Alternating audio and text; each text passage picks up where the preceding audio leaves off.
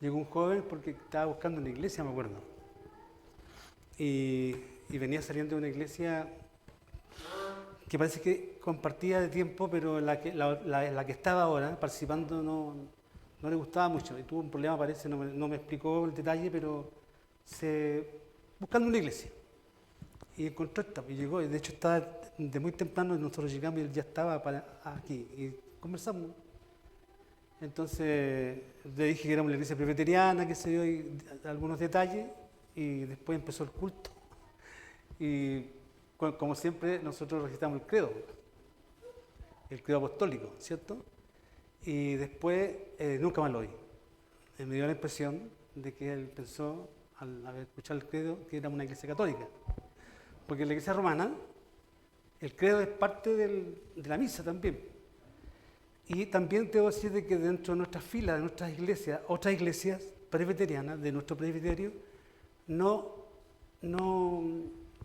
recitan el credo, no lo presentan. No quiero decir cuál iglesia, pero no es algo transversal a nuestros cultos. ¿Ah? Y yo creo que es importante el credo porque los credos tienen la particularidad la tuvieron y la tienen todavía, sobre todo ahora, donde hay tanta confusión, donde hay una crisis en el cristianismo, hay que decirlo, donde hay una teología, una doctrina lógica que tiene el credo y que arranca de la misma palabra, porque no arranca de otra parte. Entonces, cuando nosotros estamos leyendo el credo y recitando el credo, estamos diciendo, en esto creo, en esto creemos. Y los credos fueron también no para desafiar al mundo desde los principios de la Iglesia, sino que en medio de la persecución y en medio de la crítica y de la odiosidad para la Iglesia, porque nosotros los cristianos en aquellos tiempos nos consideraban una secta, tanto los judíos como los griegos y los romanos, era una secta que había que destruir. Pero surgen hombres apologistas que declaran y hacen una defensa de la fe de la Iglesia, y posteriormente esta es formulada en estos puntos del credo apostólico. Este credo que recitamos es el primer credo de la historia de la Iglesia, se llama el credo apostólico. Muchos creen que fue escrita por los apóstoles, por los 12 apóstoles. No fue escrita por los apóstoles, sino que fue escrita por la Iglesia durante los primeros 200 años, y que era para justamente, a través de esta fórmula de lo que creía la Iglesia, para reafirmar la fe, inclusive de los nuevos creyentes. Cuando un creyente se hacía parte de la Iglesia en aquel tiempo, se le formulaba este credo. En esto creo, en esto creo, en esto creo. Entonces nosotros somos una iglesia presbiteriana confesional. Confesamos. Y eso quería decir, hacer un alcance es muy importante porque le hace a nuestra fe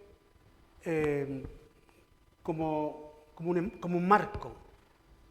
Enmarca nuestra fe, no nos salimos ni para allá ni para acá, sobre todo ahora cuando hay tanta confusión y tanta doctrina falsa que uno al final de cuentas no sabe en qué creer. Lo bueno es que nosotros como presbiterianos tenemos un credo y eso no son infalibles, los credos no son infalibles, pero hasta el día de hoy este credo apostólico ha perdurado la historia casi 200 años, 2000 años, perdón. Y eso es muy meritorio. Dicho esto, quiero llevarlos nuevamente a lo que estamos estudiando. Ya, gracias hermano. A la carta de Juan, a la primera carta de Juan. Hoy día va a ser breve, porque no me siento muy bien.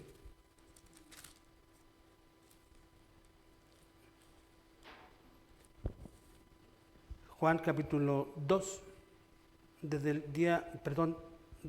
el número 7 al 17, pero obviamente no voy a alcanzar a llenar el tiempo en estos versículos, pero lo que más pueda alcanzar. Vamos a leer los textos, ¿cierto?, que arrancan desde el capítulo 2. Es la primera carta de Juan, no el Evangelio, la primera carta, la primera epístola. Versículo 7 en adelante dice: hermanos, no os escribo mandamiento nuevo, sino el mandamiento antiguo que habéis tenido desde el principio. Este mandamiento antiguo es la palabra que habéis oído desde el principio. Sin embargo, os escribo un mandamiento nuevo, que es verdadero en él y en vosotros, porque las tinieblas van pasando y la luz verdadera ya alumbra. El que dice que está en la luz y aborrece a su hermano, está todavía en tinieblas. El que ama a su hermano permanece en la luz y en él no hay tropiezo. Pero el que aborrece a su hermano está en tinieblas y anda en tinieblas y no sabe a dónde va porque las tinieblas le han cegado los ojos. Os escribo a vosotros, hijitos, porque vuestros pecados os han sido perdonados por su nombre. Os escribo a vosotros, padres, porque conocéis al que es desde el principio. Os escribo a vosotros, jóvenes, porque habéis vencido al maligno. Os escribo a vosotros, hijitos, porque habéis conocido al Padre. Os escribo a vosotros, padres, porque habéis conocido al que es desde el principio. Os he escrito a vosotros, jóvenes, porque sois fuertes y la palabra de Dios permanece en vosotros y habéis vencido al maligno. No améis al mundo, ni las cosas que están en el mundo. Si alguno ama al mundo, el amor del Padre no está en él. Porque todo lo que hay en el mundo, los deseos de la carne, los deseos de los ojos y la vanagloria de la vida, no proviene del Padre, sino del mundo. Y el mundo pasa, y sus deseos, pero el que hace la voluntad de Dios permanece para siempre. Oremos. Señor y Padre, gracias por esta porción de tu palabra. Permite, Señor, que a través de esta podamos ser más edificados cada día. Permite que a través de tu Espíritu Santo, en la operación que Él hace en nuestras vidas, podamos internalizar estas verdades y vivirlas, cueste lo que cueste. Gracias por esta mañana y gracias por abrir tu palabra. En el nombre de Jesús, amén y amén.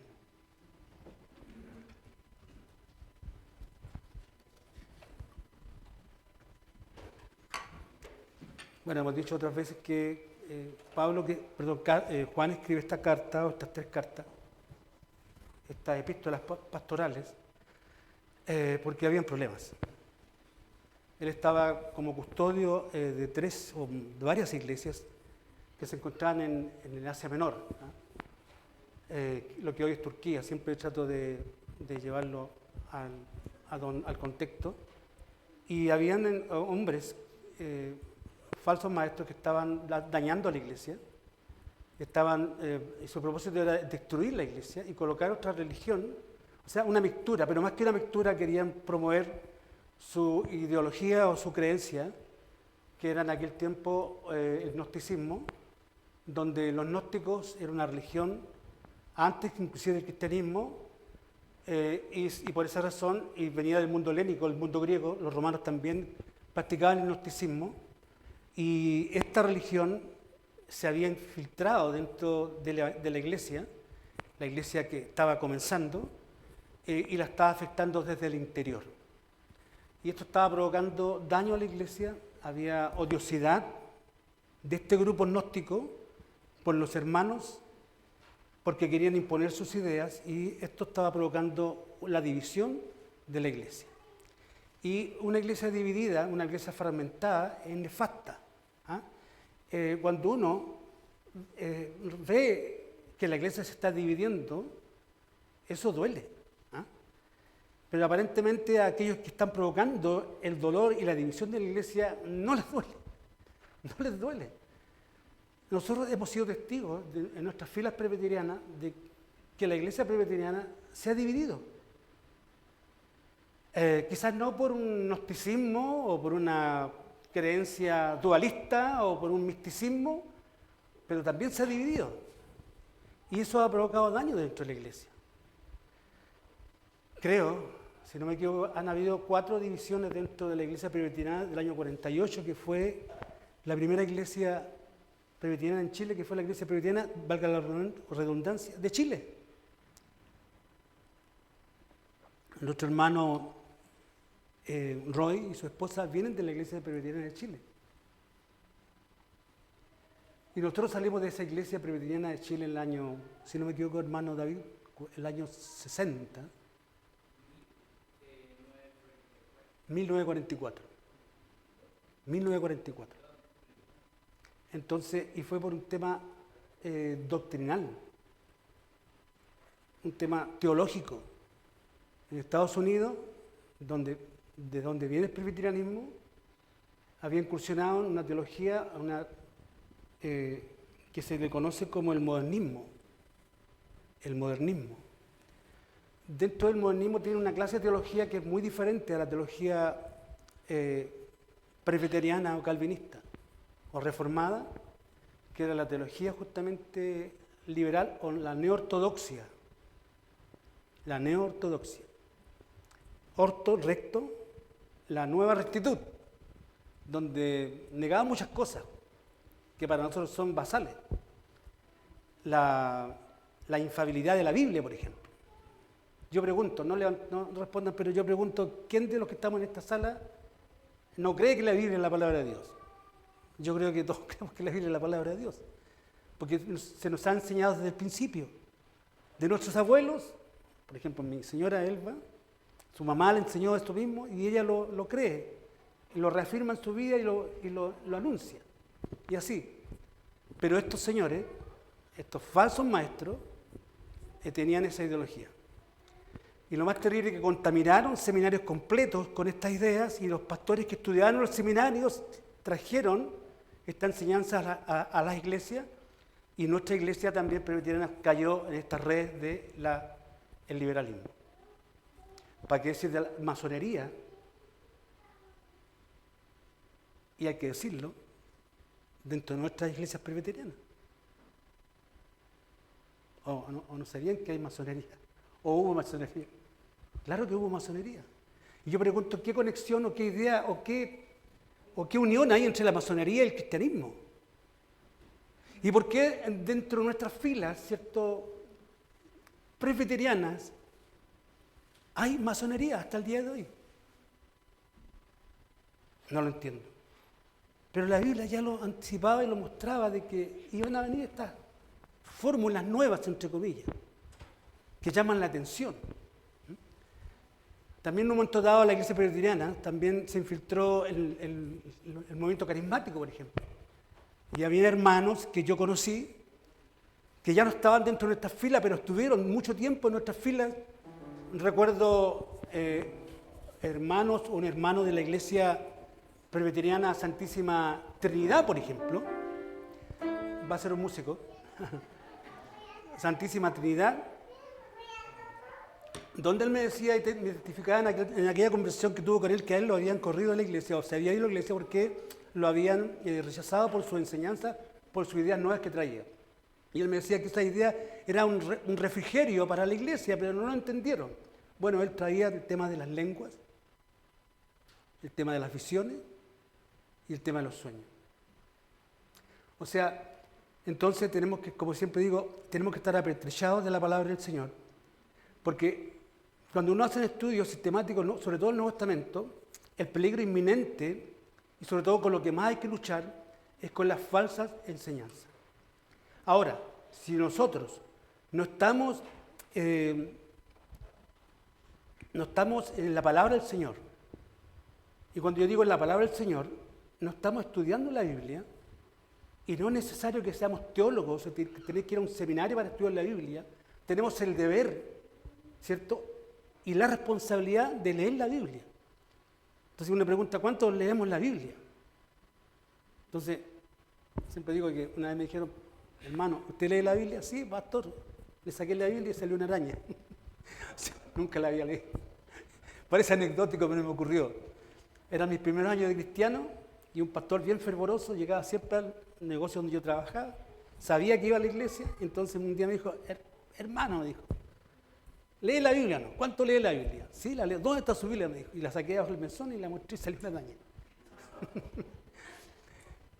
Entonces, Claro, la iglesia se va a ver afectada por la falsa enseñanza cuando los ministros, y no solamente los ministros, sino que cada hermano, cada hermana, tiene que, no sé, pregunto en esta sala, a los pocos que vemos en esta mañana, ¿han leído usted alguna vez la confesión de fe, o por lo menos los primeros capítulos, o saben a qué se trata la confesión de fe?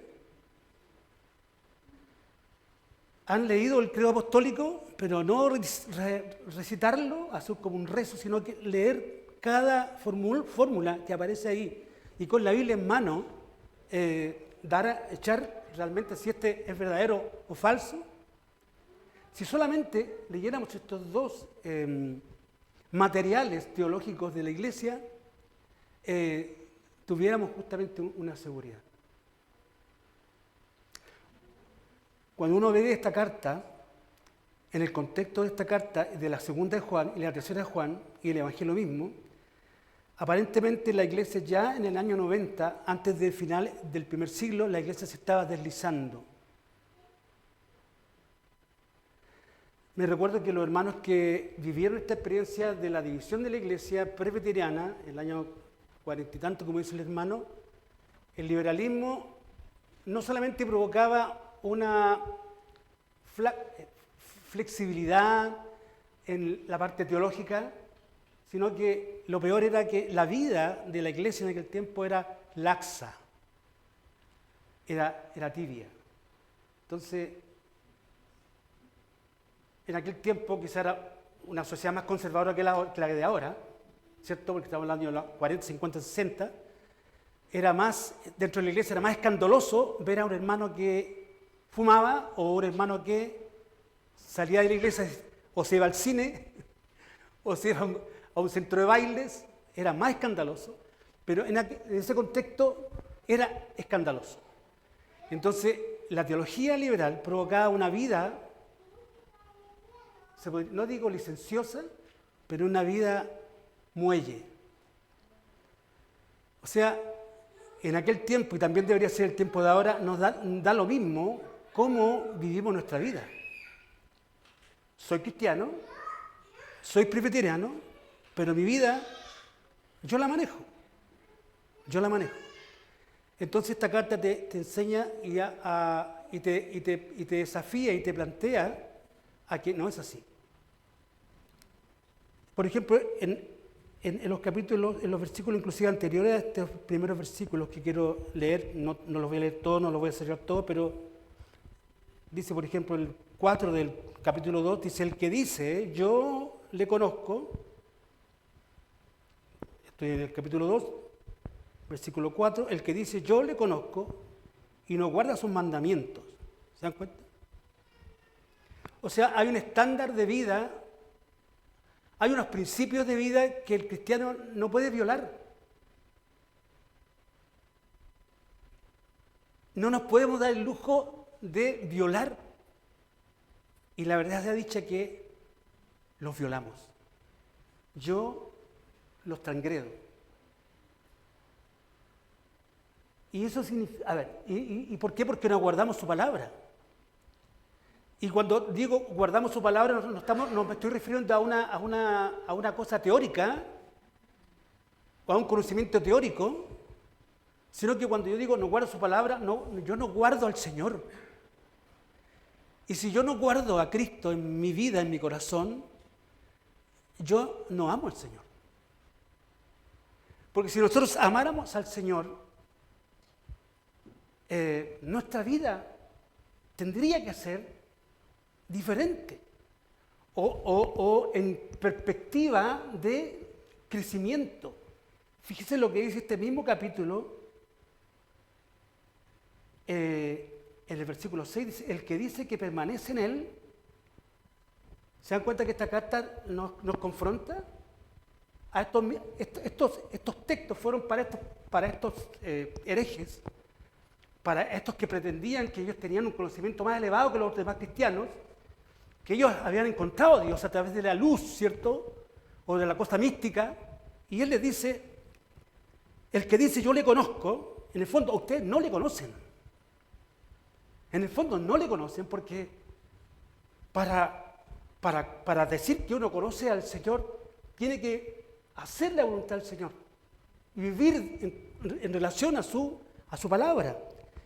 El versículo 6 del capítulo dice, el que dice que permanece en Él. O sea, permanecer, ¿qué significa? ¿Se acuerdan de Juan, este mismo evangelista que escribió el Evangelio de Juan, capítulo 13, 14, 15? Sobre todo el capítulo 15. Yo soy habló de una figura, una metáfora de la vid y los pámpanos, ¿se acuerdan, no? La vid era el Señor y los pámpanos somos nosotros y tenemos que dar fruto.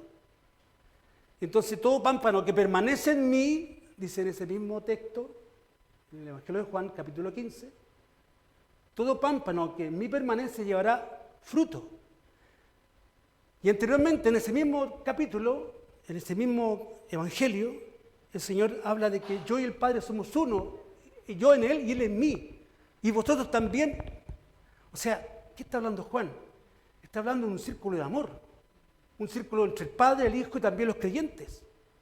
Entonces, por eso los creyentes tenemos que dar fruto, pero ¿cuándo vamos a dar fruto? ¿O cuándo tendríamos que dar fruto? Si logramos permanecer en Él. De acuerdo a la metáfora del pámpano. Entonces aquí, en estos versículos, en el versículo 6, capítulo 2, se repite la palabra, el que permanece, el que dice que permanece en Él, ¿qué dice? Debe andar como Él anduvo. Porque permanecer en Cristo es cohabitar con Cristo. Es como el Cristo con el Padre y el Padre con Cristo, es una unidad. Y nosotros los creyentes ahora tenemos la gracia de Dios que puede ser parte de esta unidad. Dice en una parte, voy a parafrasear, yo y el Padre haremos morada en vosotros, en los creyentes. O sea, Dios Padre, Jesucristo y el Espíritu Santo, toda la Trinidad, mora en nosotros. Entonces, por eso el creyente puede y debe permanecer en Él. Pero como esto era un falso, ¿cierto? Él le dice, el que dice, podemos decir muchas cosas, hermano. Se puede decir muchas cosas. Se pueden escribir muchas cosas. El papel aguanta mucho, dice. Pero del dicho al hecho hay mucho trecho. Hay mucho trecho. ¿Qué es del testimonio? El testimonio en esta carta es basal y fundamental. Los primeros versículos del capítulo 1, lo que hemos visto, lo que hemos oído, lo que hemos tocado, lo que hemos palpado. O sea, cuando Juan habla de esta manera, es que ha tenido una relación vital con Cristo. Y siguiendo el tema, siguiendo la lógica de Juan aquí, desbaratando justamente la herejía y colocándolos como que son falsos porque se autoengañan, y muchas veces nosotros podemos autoengañar creyendo que somos creyentes y no lo somos. Por eso la Biblia siempre nos llama a autoexaminarnos, a un autoexamen. ¿Y cómo viene este autoexamen? A través justamente de esta, si uno leyera y entendiera que aquí el apóstol está dando una especie de test, ¿cierto? Para realmente somos, ¿ah? Vuelvo a decir, el que dice que permanece en Él, hay un test. Ahí está haciendo un examen el apóstol de alguna manera, y si yo no lo apruebo, entonces esta carta es muy confrontacional, pero es una carta que nos quiere llevar a la realidad que tenemos que ser como creyentes. Versículo 7, rápidamente. Hermanos, no os escribo mandamiento nuevo, sino el mandamiento antiguo que así habéis tenido desde el principio. Este mandamiento antiguo es la palabra que habéis oído desde el principio. O sea, ¿a qué se refiere mandamiento? A la ley. Y el mundo judío, y esta carta está dirigida también a judíos, mayoritariamente, conocían este tema. No le era ajeno la ley de Dios, que estaba transversalmente dada en el Antiguo Testamento. Entonces, por eso él dice, hermanos, no os escribo mandamiento nuevo para fortalecer, para decir, mira, ustedes realmente son hijos de Dios, ustedes tienen la ley en su corazón. Esa ley que recibimos de los padres, ¿cierto? De los profetas, que bajó en el monte, ¿cierto? Con Moisés y bajó con las tablas de la ley. Esa ley es la que ha circulado y le ha dado el carácter al judío a través de la historia. Entonces, ese mandamiento escribe. No escribe un mandamiento nuevo, dice el apóstol, o algo que ustedes conocen, pero hay que vivirlo. No solamente basta con conocer un formulario de doctrinas y de enseñanzas, sino hay que vivirla.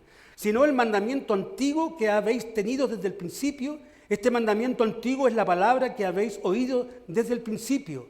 ¿Y cuál es el gran mandamiento antiguo? Esto aparece en Deuteronomio 6, 13, 14. ¿Se acuerdan o no? Amarás a tu Dios con todo tu corazón, con toda tu mente, con toda tu fuerza. O sea, Dios para un judío promedio era el centro de su vida. Nuestra vida en Cristo tendría que ser cristocéntrica. No tendría que haber área de nuestra vida que no esté gobernada por el Señor y su palabra. Sigue Juan, dice el versículo 8, y aquí parece una paradoja, como que de repente no entendemos a Juan. Dice, sin embargo, os escribo un mandamiento nuevo, que es verdadero en Él y en vosotros, porque las tinieblas van pasando y la luz verdadera ya alumbra. Bueno, ¿a qué se está refiriendo Juan? Primeramente que estás comunicando un mandamiento antiguo y ahora dice que hay un mandamiento nuevo, no entiendo. En el contexto, para explicarlo, se trata de que este mandamiento antiguo ha sido renovado. Ha sido renovado por Cristo, ¿amén?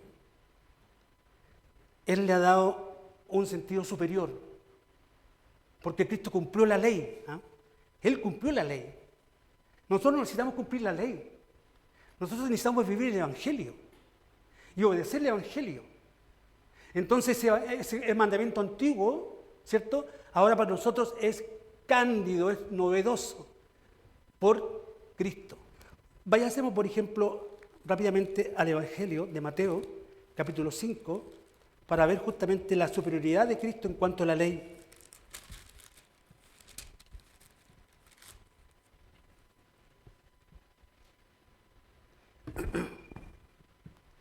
El capítulo 5 de Mateo, versículo 21 a 22, dice lo siguiente, y aquí está hablando Jesús. Oísteis que fue dicho a los antiguos, no matarás, y cualquiera que matare será culpable de juicio.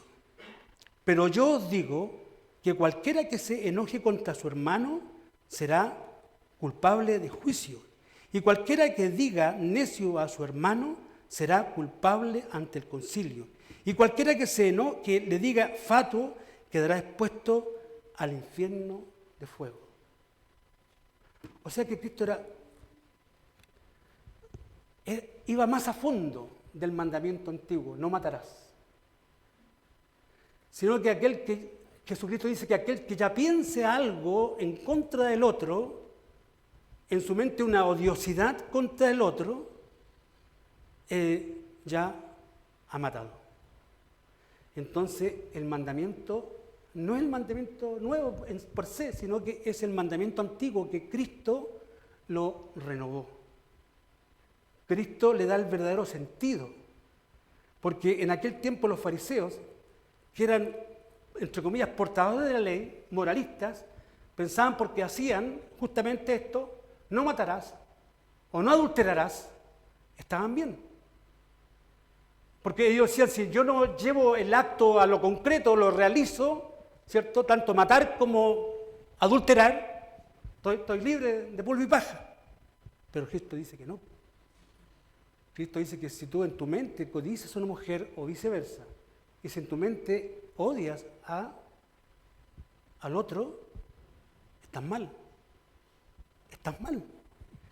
Sin embargo, os escribo un mandamiento nuevo, o sea, un mandamiento renovado, que es verdadero ¿en quién? En Él, en Cristo. Es verdadero, es fiel, es correcto en Él y en vosotros, porque las tinieblas van pasando y la luz verdadera ya alumbra. Esto tiene que ver también con un tiempo. Las tinieblas, dice, van pasando, o sea, el pecado, la maldad que me acosaba, la maldad que acosa al mundo, el pecado que acosa al mundo y destruye al mundo, dice que este va pasando ahora en el creyente. En el Hijo de Dios va pasando, claro que sí. Porque cuando uno se hace cristiano, no debiera, y no es lógico que uno siga en los mismos de antes. Uno cambia. Si alguno está en Cristo, nueva criatura es. Todo lo de anterior tiene que pasar. Tiene que pasar. Entonces, justamente con este mandamiento que se ha renovado en Cristo, para nosotros ahora los creyentes, las tinieblas ya pasaron. No estamos en tinieblas, amén. Estamos en la luz. Y la luz es Cristo. Y la luz es la verdad del Evangelio. Esa es nuestra realidad. Tenemos que vivir de acuerdo a esa realidad. Decía la vez pasada que una carta que le da sentido a todo esto que habla Juan es la carta de Pablo a los romanos, donde es una especie de tribunal, donde el juez del universo nos decretó como criaturas libres, que ya el pecado no hace mella en nosotros. ¿Ah? Somos libres. Tenemos un estatus legal que nos permiten vivir de esta manera. Y por esa razón dice, las tinieblas van pasando y la luz verdadera ya alumbra. Esa luz es Cristo, esa luz es el Evangelio. Entonces, por esa razón, vuelve a reiterar a estos herejes, los confronta con esta realidad, ¿cierto?, del mandamiento nuevo, que es el antiguo, pero es renovado en él, y que las tinieblas en los creyentes pasan y no necesitan una cosa mística o una luz que los encandile o un conocimiento místico, sino que Cristo solamente. Van pasando las tinieblas y la luz verdadera alumbra, o sea, la palabra nos alumbra, el camino a seguir. Y vuelvo a decir Juan, el que dice que está en la luz, ellos estaban en la luz. Ellos estaban en la luz porque tenían un conocimiento secreto. De hecho, tú sabes que los mismos que estaba hablando al principio, este grupo que también se ha infiltrado en la iglesia, la masonería, por ejemplo, ¿tú sabes que se llega por un conocimiento secreto? Hay un conocimiento secreto que solamente algunos de estos grupos lo manejan. Los iluminados. ¿Se dan cuenta que se repite la historia? Esto ocurría ya desde el primer siglo y esto siempre ha estado dentro de la iglesia. Las iglesias carismáticas reciben luz, reciben revelaciones, siguen recibiendo revelaciones. Siguen diciendo que ellos tienen tanto autoridad como la palabra del Señor. Y las sectas que han pululado a través de la historia, por lo menos los 300 años de la iglesia, los testigos de Jehová, los mormones, los adventistas y una infinidad de otros grupos, entre comillas cristianos, también afirman lo mismo, que ellos reciben una revelación superior o igual a la palabra del Señor. Bueno, ¿y qué hacemos nosotros los cristianos? ¿Nos encogemos de hombro? Y si esto llega a nuestras vidas, o somos afectados por esta enseñanza que están pululando dentro de la iglesia mística, carismática, ¿vamos a cerrar, no sé, vuelvo a encogernos de hombro? ¿O vamos a decir que eso está bien? No, hay que decir que eso está mal, porque eso no lo plantea la palabra. La verdad última es la palabra de Dios y esa ha de gobernar nuestras vidas. La doctrina que está en esta palabra, en estos 27 libros del Nuevo Testamento y los Antiguos Testamentos, es la fórmula y es la forma por la cual Dios se manifiesta y da a conocer su voluntad. El que dice que está en la luz y aborrece a su hermano está todavía en tinieblas. Y no hay que ser místico o no hay que ser gnóstico para no caer en este mal pecado. Y en la iglesia nuestra, en nuestras iglesias, es casi palpable, me ha tocado a mí, no sé si tengo algún discernimiento espiritual, no sé si tengo algún don, pero yo he visto, quizás porque yo vengo de esas facciones, de ese mundo, ¿cierto?, lleno de pecado y maldad, de odiosidad, pero yo he visto cosas malas dentro de la iglesia. He visto rivalidades dentro de la iglesia. He visto envidia dentro de la iglesia. Y no solamente dentro de los hermanos, sino que dentro de los líderes. Hay que decirlo. Y eso afecta a la iglesia. Yo cuando llegué a la iglesia, siempre digo que para mí las personas de la iglesia, los primeros meses, los primeros años, eran como ángeles. Eran como ángeles, porque yo venía de una fracción muy complicada, de una vida muy complicada. Y esto me deslumbró, pero al poco tiempo me empecé a dar cuenta que había situaciones que no correspondían. Entonces, hay que tener cuidado con nuestro comportamiento, en nuestra forma de ser. Y sobre todo, en nuestra iglesia no puede haber divisiones. No debiese haber divisiones. No debiese haber odiosidades. Que un hermano, con esto, yo amo a la iglesia, amén. Con esto quiero decir que no tengo que andar con abrazos a cada rato o besitos en la cara, no, pero hay una cosa que el Señor me dice y me mostró a través de su sacrificio en la cruz, que Él me amó, siendo pecador, ¿cómo yo no voy a tener un grado de simpatía por el hermano? Entonces, esta carta me enseña dos cosas, y me habla de dos grandes cosas.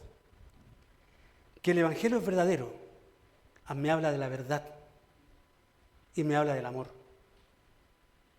Y una señal inequívoca de que el tal es un creyente es que éste ama.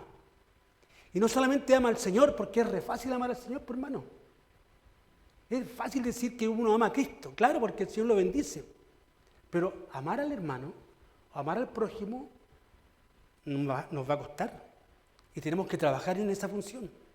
Porque el que dice que está en la luz y aborrece a su hermano, miren lo que dice, está todavía en tinieblas. Me acuerdo de la película Sombras Tenebrosas, ¿se acuerdan? Sombras Tenebrosas. Shadow es la palabra en inglés de sombras o tinieblas.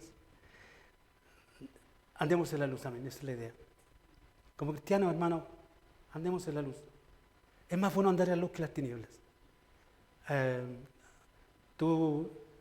Alguien en una pieza te apaga la luz y sorpresivamente te vas a confundir, no vas a poder caminar, no vas a poder encontrar la chapa o la manilla para abrir la puerta, porque no hay luz. Eso es lo encantador que tiene la luz, que te alumbra todo el espacio, que le da un sentido a tu caminar. Así que la tarea nuestra ahora, estudiando estos textos, estudiando esta epístola, esta carta, es que no seamos como los demás, como con los otros, que no seamos como estos grupos que estaban dentro de la iglesia, sino que seamos como los que este apóstol está enseñando, el Evangelio, el verdadero Evangelio. Tengamos oración. Amado Dios y Padre Celestial, gracias, Señor, por tu palabra. Gracias porque tú, Señor, les hablaste a la iglesia de aquel tiempo por los escritos de estos hombres que recibieron esta revelación especial.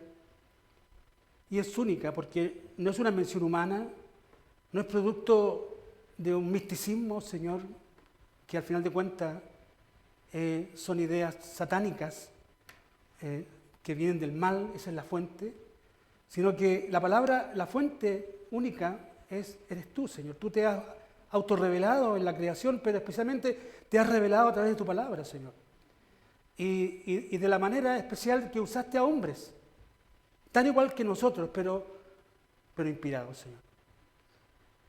Tu palabra no contiene error, tu palabra es verdadera, es inerrante, Señor. Y permite que podamos amar tu palabra. Es la única fuente de autoridad para nuestra vida, que ésta sea así en nosotros, Señor. Y si el mundo se cae y se rompe en pedazos, y la iglesia se autodestruye por el error y por la falsedad, que no sea así en nosotros, Señor. Protégenos a través de tu palabra. En el precioso nombre de Jesús. Amén y amén. Que el Señor los bendiga.